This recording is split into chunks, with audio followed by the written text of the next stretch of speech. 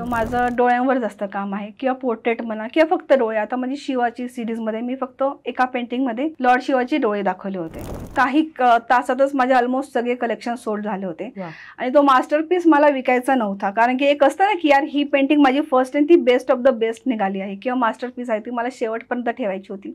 काही लोकांकडे स्किल असतं पण पैसा नसतो. काहींना त्यांचं मेन ब्रँच किंवा मेन ऑफिस मेन करिअर सांभाळून त्यांना एक साईड म्हणून त्यानंतर करायचं असतं की जे इमोशन्स आहे आपले, जे भावना आहे ते मी पेंटिंगमध्ये डोळ्यां थ्रू दाखवायचा प्रयत्न करते. शिवाच्या सिरीजमध्ये मी वेगवेगळे रिलेशन्स दाखवले होते शिवाचे, जसं शिवा आणि नंदी महाराज, शिवा आणि त्रिशूल, आणि शिवाशी रिलेटेड शिवलिंग. आपण शिवा इमॅजिन केलं कैलाश पर्वत असता, शिवलिंग असता, पाणी असतं.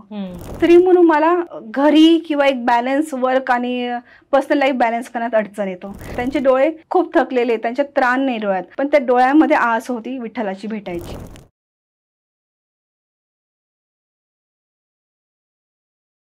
नमस्कार, MLA टॉक शो मध्ये तुमचं मनापासून स्वागत आहे. मी आहे तुमची होस्ट अभिलाषा. फेसबुकवर सर्च करा MLA महाराष्ट्रीयन लेडीज असोसिएशन आणि लगेच जॉईन करा. आजचा पॉडकास्ट वेगळा आहे. एका आपल्या समोर अशी एक व्यक्ती आहे जिनं केवळ रंग नाही तर रेष वापरून भावनांना बोलक्या केल्या आहेत. तिच्या चित्रामध्ये केवळ सौंदर्य नाही तर संघर्ष आहे. स्ट्रोक मध्ये फक्त रंग नाही तर आत्मा आहे. आणि निशा सोनवणे एक कलाकार, एक उद्योजिका आणि एक संवेदनशील स्त्री, जिनं तिच्या सॅमी आर्टवर्कच्या माध्यमातून अनेक महिलांना प्रेरणा दिलाय. सो निशा मॅम, मनापासून स्वागत आहे. Thank you so much ma'am. So MLA talk show मध्ये परत स्वागत आहे तुमचं. कसं वाटतं तुम्हाला इथे येऊन? मला खूप छान वाटतंय. हा माझा एक पहिला एक्सपिरियन्स आहे, तर मी आधी खूप एक्सायटेड होते आणि इकडे आल्यावर मला खूप छान आणि मस्त वाटतंय. सो निशा मॅम आज नाशिकहून आल्या तिथं आणि त्यांच्या हजबंड सोबत आज इथं आल्यात. मॅम, तुमची जर्नी खूप इंटरेस्टिंग आहे. बिंग एक फौजी वाईफ, प्रत्येक राज्यामध्ये तुम्ही वास्तव्य करतायत, फिरत असतात. सो ह्यामधून तुमची ही आर्टवर्क म्हणजे नव्याने तुम्ही स्वतःला शोधले. सो ह्याबद्दल तुम्ही काय सांगाल? खरं तर माझी जर्नी आहे ती खूप इंटरेस्टिंग आहे आणि खूप एक्सपिरियन्सने भरलेली आहे.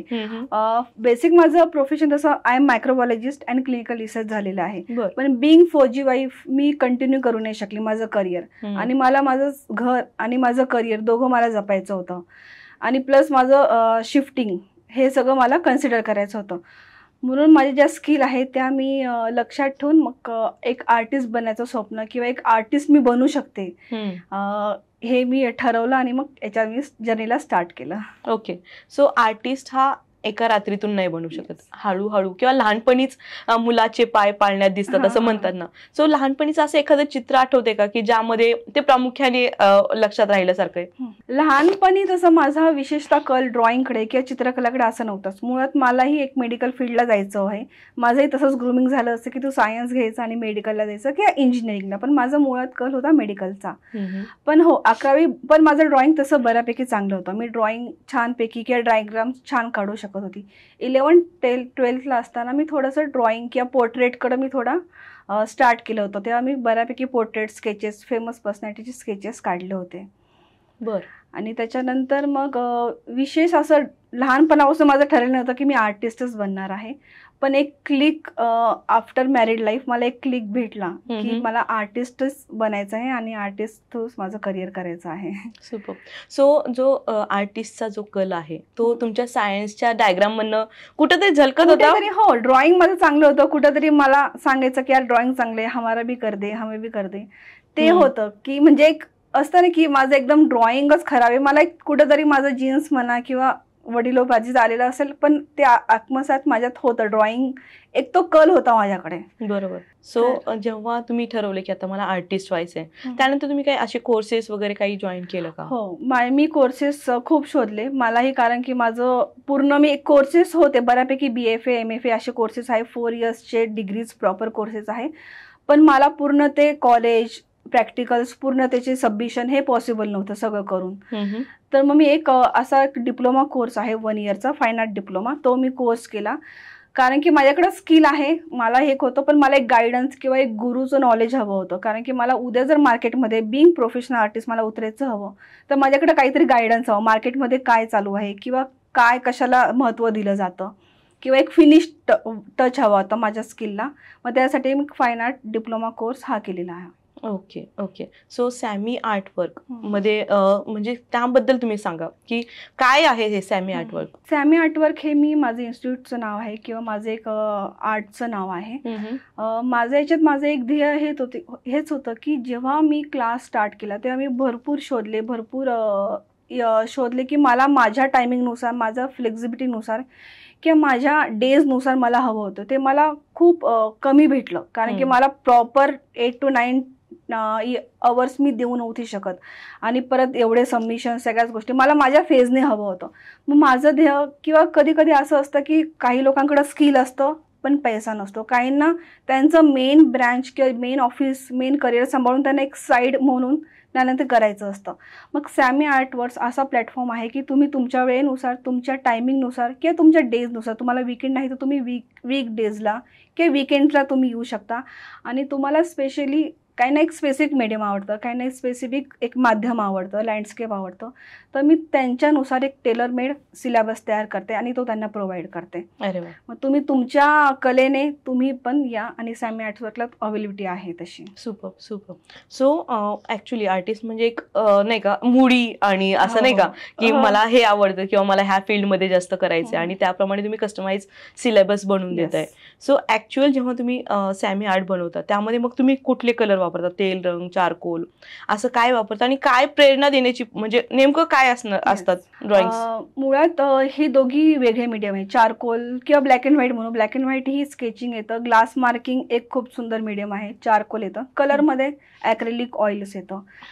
चारकोल किंवा ब्लॅक अँड व्हाईट मीडियम हे खूप चॅलेंजिंग आहे, कारण की मुळात आपण त्याला ब्लॅक अँड व्हाईट मध्ये, कलर, आपली दुनिया ही कलरफुल आहे, त्याला आपण ब्लॅक अँड व्हाईट मध्ये उतरायचं आहे.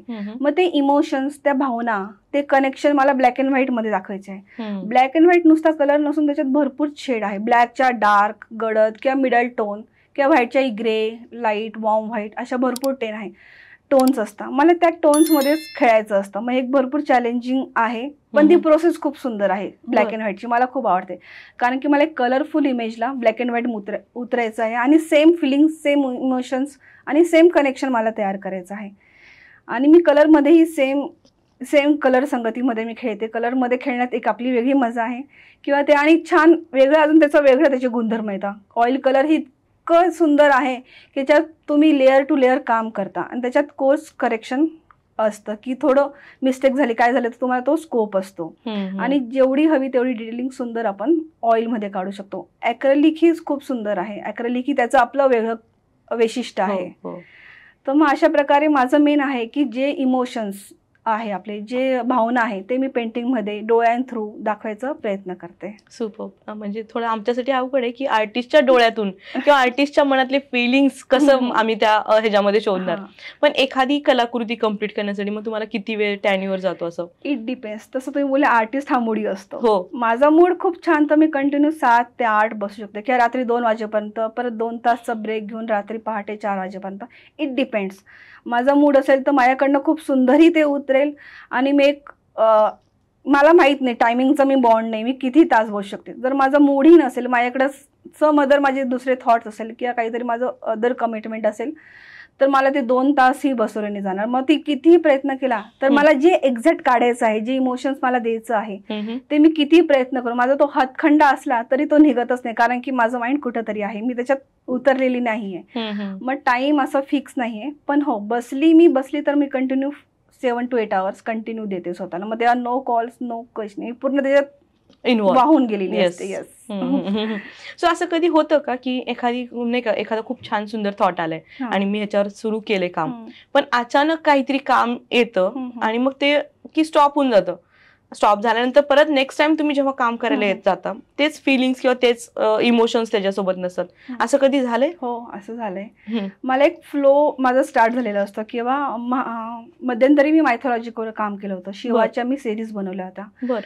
तर शिवाच्या सिरीजमध्ये मी वेगवेगळे रिलेशन्स दाखवले होते शिवाचे, जसं शिवा आणि नंदी महाराज, शिवा आणि त्रिशूल, आणि शिवाशी रिलेटेड शिवलिंग. आपण शिवा इमेजिन केलं, कैलाश पर्वत असता, शिवलिंग असता, पाणी असतं. तर मी हे कनेक्शन दाखवायचा प्रयत्न केला होता. जेव्हा मी फर्स्ट पेंटिंग घेतली होती, माझा खूप छान फ्लो चालू होता, पण एक पॉईंट नंतर मी स्टक झाली, मला काहीतरी दुसरं काम आलं.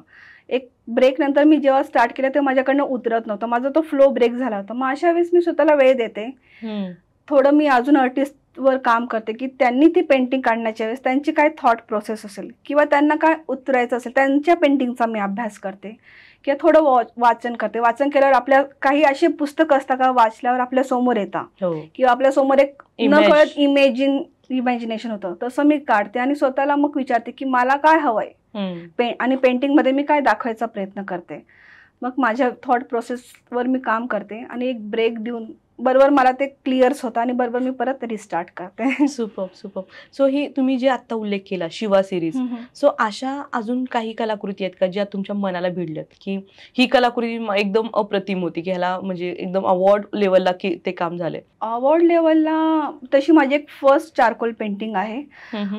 त्याच्यात ते माझं ओरिजिनल वर्क नाही, रेफरन्स वर्क आहे, पण माझी फर्स्ट एक्सपिरियन्स आणि माझं फर्स्ट ट्राय होतं, पण ती इतकी सुंदर निघाली होती म्हणजे सगळ्यांसाठी सगळ्यांचे का हा मास्टरपीस आहे. आणि जेव्हा मी एक्झिबिशन केलं होतं तेव्हा मी तो पीस लावला होता आणि फर्स्ट माझा एक्सपिरियन्स होता की माझ्या फर्स्ट काही तासातच माझे ऑलमोस्ट सगळे कलेक्शन सोल्ड झाले होते. आणि तो मास्टरपीस मला विकायचा नव्हता, कारण की एक असतं ना की यार ही पेंटिंग माझी फर्स्ट आणि ती बेस्ट ऑफ द बेस्ट निघाली आहे किंवा मास्टरपीस आहे, ती मला शेवटपर्यंत ठेवायची होती. पण समोरचा कस्टमर इज ऑलवेज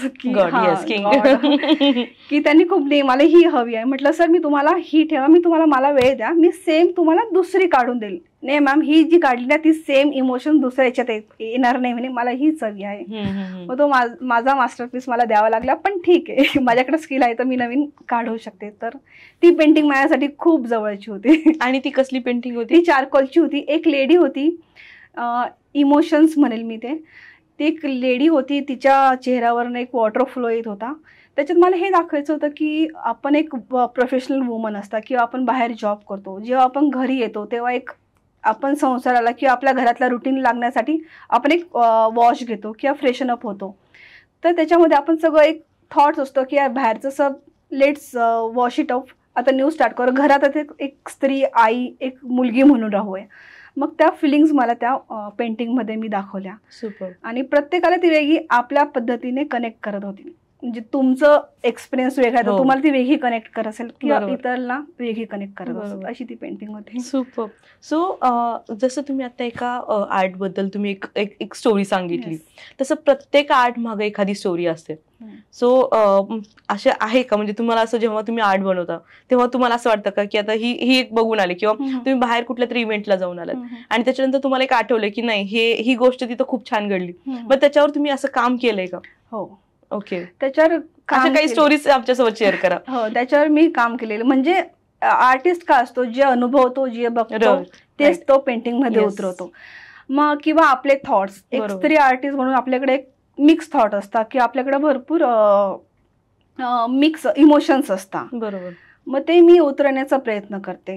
मग मागे मी एक वारकरीवर पेंटिंग केली होती, ती पण ही चारकोल होती. तर एक वारकरी म्हातारे बाबा होते, मी एक दृश्य पाहिलं होतं ते मी उतरवायचा प्रयत्न केले. तर त्या पेंटिंगमध्ये ते वारकरी बाबा खूप थकलेले आहे, त्यांचे हात अक्षरशः थरथरत आहे, तरीही ते अभंग गाताय, वाचताय, मस्त बेधुंद आहे. त्यांचे डोळे खूप थकलेले, त्यांच्यात त्राण नाही डोळ्यात, पण त्या डोळ्यामध्ये आस होती विठ्ठलाची भेटायची. तर मी ते उतरायचा प्रयत्न केला आणि त्यांच्या बॅकड्रॉपला मी विठू माऊलीची ड्रॉइंग काढलं होतं. मग ती पेंटिंग प्रत्येकाला वेगळी कनेक्ट करते. काहींना त्यांचे बाबा दिसता की यार माझे बाबा हे असे वारकरी होते, ते जायचे, की काहींना कोणी बघितलेलं सेम दृश्य दिसतं. तशी प्रत्येक पेंटिंग प्रत्येकाला वेगवेगळ्या पद्धतीने कनेक्ट होते. तर मी हे थॉट जे मी बाहेर बघते, जे आपल्या समोर असतात, आणि बिंग आर्मी वाईफ मी प्रत्येक ठिकाणी फिरते, तर मला त्या गोष्टीचं मी पॉझिटिव्ह घेस, तेवढे व्यक्ती मिळतात, लाईक माइंडेड पीपल मिळतात, तेवढे वेगवेगळे मला विचार कळतात, मी ते उतरवण्याचा प्रयत्न करते. Super super. जेव्हा तुम्ही ही स्टोरी सांगताय ना मला गुजबम्स आले की लिटरली म्हणजे ती इमेज माझ्या डोळ्यासमोर उभी राहिली की तुम्ही काय इमॅजिन केलं असेल आणि खरंच खूप सुंदर. ती आहे अजूनही फोटो तुमच्याकडे? ओके. सो मला ती पाठवाल, फोटो पाठवाल त्याचा? ओके. सो जेव्हा तुम्ही चारकोलिंग बद्दल बोलताय किंवा बाकीच्या आर्टवर्क बद्दल बोलताय, तुम्हाला सगळ्यात जास्त कशामध्ये मजा येते की बाबा की आता आली थॉट आणि मी पटकन घेतलं आणि मी सुरू केलं? असं फास्ट क्विक काम करायचं असेल तर चारकोल आणि किंवा ॲक्रेलिक, कारण की ॲक्रेलिक असं मीडियम आहे की ती पटापट आपण त्याच्यावर काम करू शकतो. ऑइलला थोडे पेशन्स लागतात कारण की त्याच्यावर सुकतं, मग सेकंड लेअर चढते. पण मला डिटेल काम माझ्याकडे आहे, माझ्याकडे एवढा पिरियड आहे, माझ्याकडे 2-3 महिने मला खूप आरामात काम करायचं तेव्हा मी ऑइल घेते. डिपेंड्स मला कसं काम करायचं आहे आणि किती फास्ट रिझल्ट द्यायचे आहे. पण एखादा थॉट आहे तो मला उतरायचा असेल तर फटाफट मी चारकोलवर काम करते, मग हळूहळू त्याच्या कलरमध्ये ट्रान्सफर करते. ओके. आणि मग तुम्हाला व्यक्तिरेखा जास्त आवडतं का असं वेगळं इमॅजिनेशन वगैरे असं, म्हणजे तुम्ही कशामध्ये काम करता? मोस्टली मी इमोशन्सवर काम करते. माझा हातखंडा आहे आईज. बर. मी डोळ्यांवर काम करते. असं म्हणतात की डोळे तुझे छान होता, बोलके होता आणि लोकांचे तेच शब्द मला मोटिवेट करतात. मी डोळ्यांमधून माझी भावना किंवा त्या मिक्स फिलिंग्स, कधी हास्य कधी रडू, ते दाखवायचा प्रयत्न करते. तर माझं डोळ्यांवर जास्त काम आहे, किंवा पोर्ट्रेट म्हणा किंवा फक्त डोळे. आता म्हणजे शिवाची सिरीज मध्ये मी फक्त एका पेंटिंग मध्ये लॉर्ड शिवाचे डोळे दाखवले होते आणि त्याच्या रिलेटेड शिवलिंग, कैलाश पर्वत. तर डोळ्यातून दिसतंय की हे शिवजीचे डोळे आहेत, तर मी ते भाव देण्याचा प्रयत्न करते डोळ्यांमधून. ओके. आणि हे जे ड्रॉइंग करता किंवा आर्ट वर्क करता ते किती वीकली, किती फ्रिक्वेंटली करता तुम्ही, की ऑलमोस्ट एव्हरीडे तुमचं हे काम चालू असतं? डेली. मला डेली मी स्वतःला कमीत कमी अर्धा तास, म्हणजे माझ्याकडे आता काही प्रोजेक्ट नाहीये सध्या मी आहे, तर मी स्वतः प्रॅक्टिस म्हणून मी स्वतःला वेळ देते 1 तास 2 तास. ओके. पण डेली मी माझं स्किल, कारण की मी अजूनही शिकते, मला अजूनही शिकायचं आहे, माझं डेली माझं स्किल इम्प्रूव्ह करायचं आहे. आणि माझे इन्स्टिट्यूट असल्यामुळे मला माझ्या स्टुडंटलाही काहीतरी द्यायचंय. मी जर प्रॅक्टिस केलं तर मी त्यांना काहीतरी माझे अनुभव शेअर करेल. तर मी डेली माझं आर्ट वर्क करते, स्वतःला वेळ देते मी. सो आता बोलता बोलता तुम्ही इन्स्टिट्यूटचं नाव घेतलं. सो किती स्टुडंट्स आहेत आणि त्यांचे वर्कशॉप कसे असतात? वीकली वर्कशॉप असतो, एक्झाम असते, सर्टिफिकेशन असतं, कसं असतं ते सगळं? सध्या माझा फेज 1 चालू आहे, जो सॅमी आर्ट वर्क मी आता स्टार्ट केलेला आहे. तर मी त्यांच्या टायमिंगनुसार, त्यांच्या फ्लेक्झिबिलिटीनुसार, काही माझ्याकडं 11-12चे स्टुडंट आहे, त्यांना मग जसा टाइम ऍडजस्ट होईल तसं देते. काही माझ्याकडं 40 to 50 एज मधले स्टुडंट आहे, लेडीज आहे सॉरी, त्या वर्किंग आहे, मग त्यांना वीकेंड बॅच अवेलेबल आहे. काहींना फक्त थोडा वेळ हवा आहे, एक रिलॅक्स म्हणून ते येतात, मग त्यांच्यानुसार मी सिलेबस, टेलरमेड सिलेबस बनवते आणि तसं मी त्यांच्या क्लासेस कंडक्ट करते. ओके. पण जरी आता समजा माझ्यासारखा व्यक्ती जो खूप प्रॅक्टिकली म्हणजे नाही का वेगळ्या वेगळ्या गोष्टी करत असतो, म्हणजे जेव्हा तुम्ही मला अप्रोच होईल वर्कशॉपसाठी, सो बेसिकली मी आर्टिस्ट नाहीये पण मला शिकायचंय, सो तुम्ही पहिलं सजेशन काय द्याल, की म्हणजे काय करायला पाहिजे आम्ही? मी सगळ्यांना बेसिक पेन्सिल ड्रॉइंग किंवा बेसिक पेन्सिल पासून शिकवते. त्यांच्याकडनं मी काढून घेते की त्यांचा कल कसा आहे. मी तुम्हाला डायरेक्ट लँडस्केप घ्या, हे घ्या, ते नाही सांगणार. मी तुम्हाला एक ड्रॉइंग देते, तुम्हाला सांगते की हे काढा, आणि त्याच्यातनं मला कळतं की तुमचा कल नेमकी कशात आहे किंवा तुम्हाला काय काढण्यात मजा येते, त्यानुसार मग मी तुम्हाला घडवेल. वा. सुपर. आता किती स्टुडंट्स आहेत? आता माझ्याकडे आधी 2 होते, आता 12 आहे. पण आताही मी दिल्लीतून शिफ्ट होते म्हणून मी आता माझं एक्सपांड नाही करत आहे, नेहमी नेक्स्ट स्टेशनहून मी वाढवेल. सो तुम्ही ऑनलाईन वगैरे असं घेऊ शकता? ऑनलाईन मी घेऊ शकते, अजून मी स्टार्ट केले नाही आहे. बर. पण मला असं वाटतं की आधी बेसिक यायला पाहिजे, कारण की ऑनलाईन मध्ये तो जे मला शिकवायचं आहे किंवा जे मला द्यायचं आहे ते एवढं, ऑनलाईन एक आर्ट अशी कला आहे की जी समोरासमोर शिकवण्यात जास्त मजा येते. पण अजून मी ऑनलाईन स्टार्ट नाही केले, पण नक्कीच मी स्टार्ट करेन. ओके. ओके. सो हा एक मोठा बेनिफिट होईल की तुम्ही कुठेही असाल तरी आम्ही तुमची ही कला, तुमच्याकडनं ही कला शिकू शकेल. खूपच भारी. So as a female artist तुम्हाला काही आता प्रॉब्लेम्स येतात का, अडथळे येतात का? फिमेल आर्टिस्ट असं आता तर मला सिस्टीम मध्ये नाही येत, कारण की आजकाल पॅरेंट्स किंवा लोक म्हणा खूप जागृत झाले, कारण की आजकाल आपण आपल्या मुलांना की आर्ट लाव किंवा सिंगिंग, अदर आर्टिस्टिक आपण सांगतो की स्वतःहून लाव, तसं येत नाही सिस्टीम मध्ये. पण हो, एक स्त्री म्हणून मला घरी किंवा एक बॅलन्स वर्क आणि पर्सनल लाईफ बॅलन्स करण्यात अडचण येतो, कारण की आपली ग्रूमिंग आत्ताचं जनरेशन सोडलं की आपण तसं ग्रूम झालोय की आपण आईंना, आपल्या आजींना बघतोय की आधी ते संसार किंवा ते बघता, मग बाहेरचे कामं, व्यवहारिक ज्ञान बघतो. तर ते बॅलन्स करण्याला हे असतं, किंवा लेडीजच म्हणते की यार तू घराकडं दुर्लक्ष देते, किंवा ते गिल्ट स्वतःहून ते आणून देतात की मला जर प्रोफेशनली मला स्ट्रॉंग राहायचं, मला द्यायचं आहे, तर मला थोडं दुर्लक्ष नाही म्हणता येणार, मला ते बॅलन्स करावं लागेल, प्रायोरिटी मला माझ्या वेळेनुसार चेंज करावं लागेल. बरोबर. पण मग ते मी केलं तरी मला समाजच मला गिल्ट देतो की यार तू दुर्लक्ष करते, तू इकडे जास्त हे करते. पण कसं असतं, सपोर्ट खूप महत्वाचा आहे. जसं आपण म्हणतो की जेंट्स किंवा आपले हसबंड बाहेर जातात तर आपण एक बॅकबोन त्यांच्या मागे असतो, तसे आपल्याला बॅकबोनची गरज आहे. मी बाहेर जाते जेव्हा माझ्या मागे मला माहित आहे कोणतरी आहे माझ्या घराला सांभाळणार, किंवा माझा हसबंड माझा बॅकबोन म्हणून बनलेला आहे.